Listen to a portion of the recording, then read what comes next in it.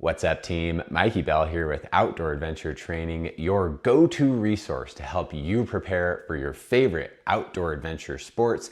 It's the middle of fall and we are in the heart of training for ski season. And we are stoked to see the first big winter storm of the season taking shape, getting ready to pound the Pacific Northwest with up to feet of snow in the mountains. Today's routine is a little bit different. You could definitely perform this as a follow-along workout. However, my goal is to share with you 8 of my favorite plyometric exercises for skiers and snowboarders to prepare for the demands of sliding downhill. Whether you have intentions of sending it off big jumps or you just want to cruise on some mellow groomers, plyometrics will undoubtedly help you improve your reaction time, your balance, and your overall proprioception to not only enhance your performance on the mountain, but decrease the likelihood of injury. This video is going to be rapid fire delivering these different movements, but if you feel like you need more support with your ski training, we definitely have you covered in our powder prep program.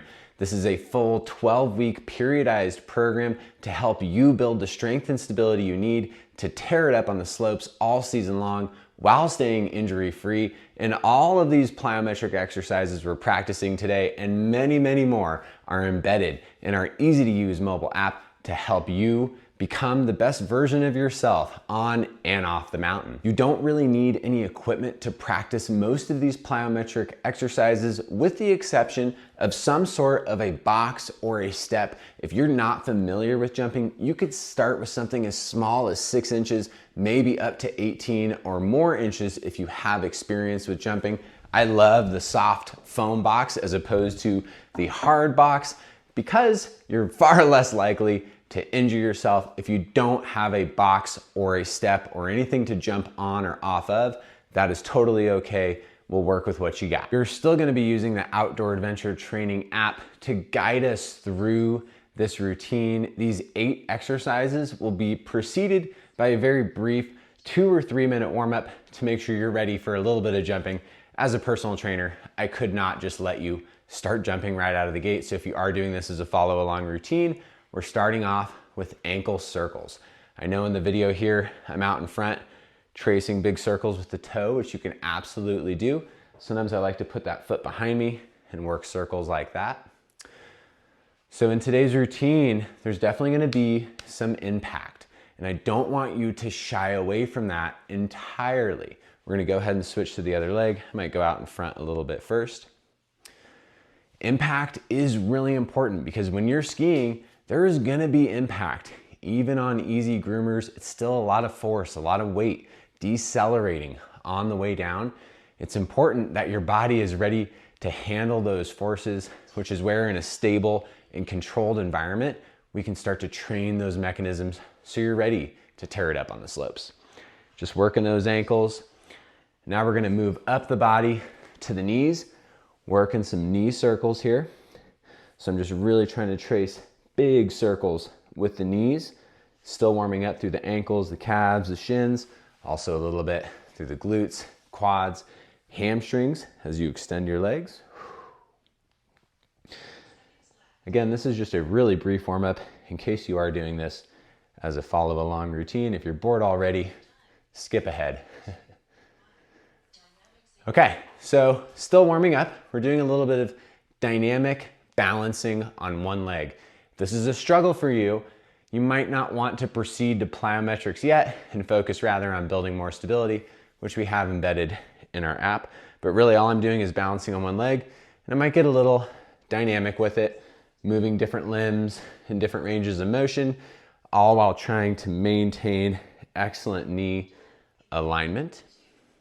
We'll switch legs. So what I mean by knee alignment, and you'll have to check out our knee strength for skiers video, which is also applicable for snowboarders, but I don't want my knee to go valgus. And that's something we'll be talking a lot about today, especially as we're decelerating, landing in a lot of these jumping exercises. But I really want to keep that knee in line over the second and third toe, regardless of what ridiculous movements the rest of my limbs are doing. Nice. Short little rest, and then we're gonna get into our 8 plyometric exercises. Some are gonna be squatting and power focused. Some are gonna be lunging and more endurance focused, but they're all under the same umbrella of plyometrics designed to help you improve your overall balance and proprioception. Proprioception is your body's awareness of where it is in space. We're starting with power squat jumps. So I'm loading through the hips, and this is really key. It's just like a deadlift or a hip hinge motion. I'm loading through the hips, popping up, and absorbing a soft landing, and that's key.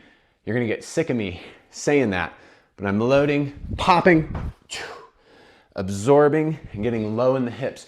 You should be as quiet as possible on the landing. Notice on the load, I'm bringing my hands back, hinging at the hip, and on the takeoff, I'm exploding and reaching triple extension through the ankle, knee, and hip, and that's really key.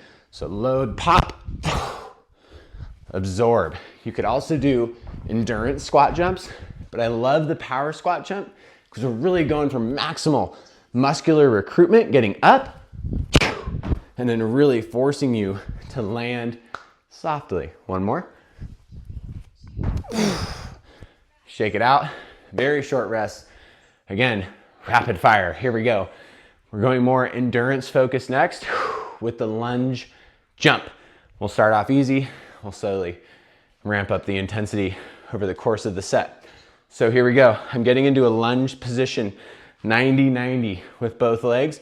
I'm coming up, switching legs, balancing, dropping down, switching legs, dropping down. Try to get both of your feet to land at the same time.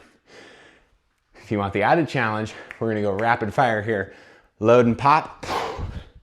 And I'm really trying to get that whole foot, front foot on the ground, back heel is off the ground, staying on the toes. Notice I'm staying loaded over my hips.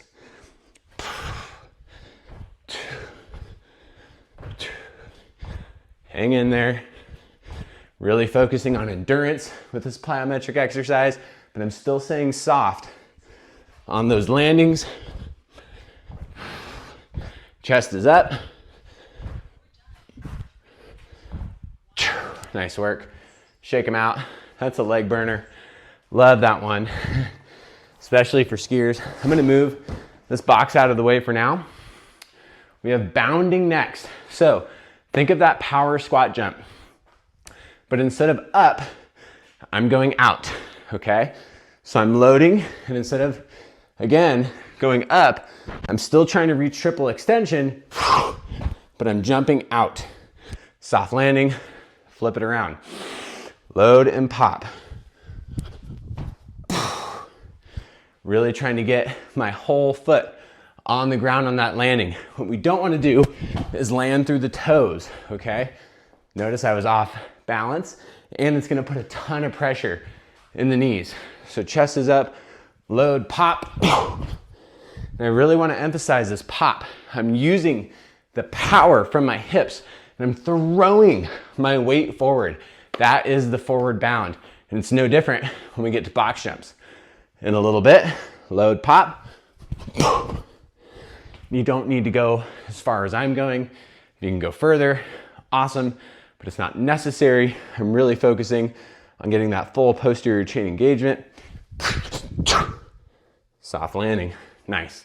So it's not necessarily about getting up, although you can integrate some of that, getting up and out. Whew, little off there, overdid it. Notice I'm also swinging my legs forward at the end to get them in front of me so I can land in a stable fashion. Last one. Nice work. Short rest. I should also mention plyometrics are important to work in different planes of motion, which we'll be doing next here with the lateral bound. We got 90 seconds of these guys, same deal, except instead of facing forward, I'm working laterally. So nothing changes. I'm loading and popping, but I'm going to intend to the lateral side, over to my right side in this case. So I'm loading up, soft, stable landing, trying to be symmetrical with my landing. Again, going back to the left, load, pop, soft landing. So notice I'm not left, right, and then back, right, left. Just like when you're skiing, you're probably gonna want both of those skis to hit at about the same time. So load, pop, and you can only just jump a few inches if that's okay for you, or if this is too much. What I mean by that is just a little bit in that frontal plane. That side to side motion is excellent. Here we go, a few more. Load, pop. Really working in these different planes of motion is gonna make you a much stronger athlete, human. Chest is up. When I'm landing, I'm not hinging forward. It's gonna stress out the lumbar spine, staying chest up. Excellent. A couple more. There and back. Nice job. Okay. Next up, and we're getting really groovy with it here with a rotational bound. So we just did forward bound, then lateral bound. Now we're gonna do a multi-planar rotational bound. So I'll start facing you, and I'm gonna make a 90-degree turn in the air. So I'm loading, popping, twisting, soft landing, and I'm really paying attention to where my feet are when I land, okay? So again, load, pop, excellent. I'll start going this way, and I'll turn 90 this way, so we can assess what my knees are doing on the landing. So load, pop. That one's a little bit more awkward, kind of coming out of that turn, but pay attention to how you're landing. We don't want to be staggered. We still want to be squared up and neutral. We'll go back the other way. Load, pop. Nothing changes ever on those landings. We're always soft. We're always absorbing through the hips, not through the knees. Of course, our knees are bending, but our hips are what are absorbing those forces. Again, load and pop. A little off on that one, and that's okay. It's good to assess. I'm gonna turn 90 back the other way. That one's probably the most awkward one for me. Do it again. Again, it's not about how far you're going, just trying to get you more coordinated. Jumping in different planes of motion is the best way to do that. Here we go. Nice work, good job. If you struggled with those, if they were awkward, you're not alone. They're tough. Here we go. We're switching now to more endurance focused with the ice skater. This is definitely a frontal plane exercise. Here we go. I'm staying low on one side and I'm gonna drive over to the other side. So this is a single leg plyometric exercise. Technically, I'm loading on this leg, my knee is in good alignment, and driving through the lateral side of the glute. I'm pushing over to one side, restabilizing, loaded. My knee, again, is in excellent alignment. I'm not caving in side to side to make this happen. That's not what you're gonna wanna do when you're on the mountain. Don't do it here. Here we go. Opposite arm, opposite leg, drive and absorb. Balance, chest up. A lot of core involved with this one. The ice skaters are amazing for skiers and snowboarders alike. Chest is up. Really working on driving. Again, I don't want you to overreach to make it longer. Not what it's about. I'd rather see smaller jumps with great technique. Here we go. Let's get a few more. Staying low, loading, driving. So this is more power style, meaning I'm pausing between each rep, really staying focused, getting the most out of each jump, balancing. Nice job, good work. We're graduating next to the box jump. I am not gonna use this shin crusher. I'm gonna use my foam box. We got 90 seconds of these guys. If you don't have a foam box, that's okay. You can do these on a small step or a curb or you can just do the power squat jump. Really, it's not that much different. So here we go. Nothing changes. Don't be intimidated by the box. You got this, I promise. Here we go. Loading and popping through the hips, getting triple extension, getting up. Soft landing, finishing the rep and standing all the way up. So again, it's not about the hands. It's not about what the feet are doing. It's all in the hips. The hips are giving you that power. Most of our power comes from the posterior chain, which is why deadlifts are such a great exercise, because you're hinging and popping up. Deadlifts and box jumps, very similar. Load and pop. Soft landing. Notice I'm not just bringing my knees up, right? You can see the difference when I do that. My hips aren't moving. I'm trying to get my hips up, and I don't even really need to bend my knees. That's how you'll know you're getting that power recruitment we're looking for. Nice. I'll show you from anterior view what we're going for with knee alignment. Load, pop. Notice when I'm landing, not going valgus. Up. Nice job. Okay, we're graduating now to the box jump down. Don't knock your skis off. A little early for a core shot, although this is the time of year that they happen. Getting frothy with this first storm. So you're starting on your box. Very simply, and I would recommend starting small with this, we're just hopping off, absorbing the landing. This is an amazing exercise and underrated to help you prepare for those impacts that you're gonna face, undoubtedly on the mountain. I don't need to jump up to get off, just kind of picking my feet up, absorbing in the squat. Really listen. I know I'm talking a lot, but try to listen to what your feet are doing. As soft as possible. I'm really absorbing through the hips. Hopefully you're starting to see all these themes with plyometrics. Stay true, regardless of the exercise.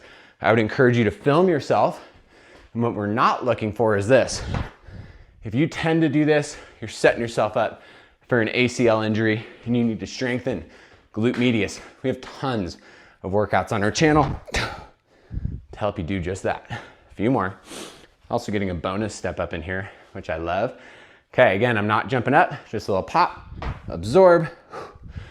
You can also, should mention, do all of these exercises on one leg, which will be much harder.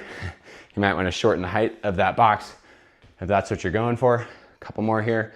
Again, really focusing on that soft landing. Last one. Hold it. Nice. Great job.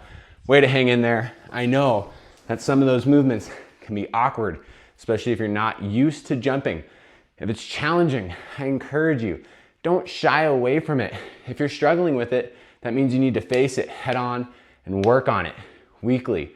Again, if you need more guidance with this, because this is a complicated topic, check out our training programs. We have something to meet you right where you're at. If jumping gives you a lot of knee pain, we actually have a program just for that in our knee hab program. If you have any additional questions at all about training for ski season, do not hesitate to reach out to me directly. You can email me at mikey@outdooradventuretraining.com. You can book a consultation on our website. We are here to help you every step of the way as you prepare for an epic winter ahead. And we'll see you next time here at Outdoor Adventure Training.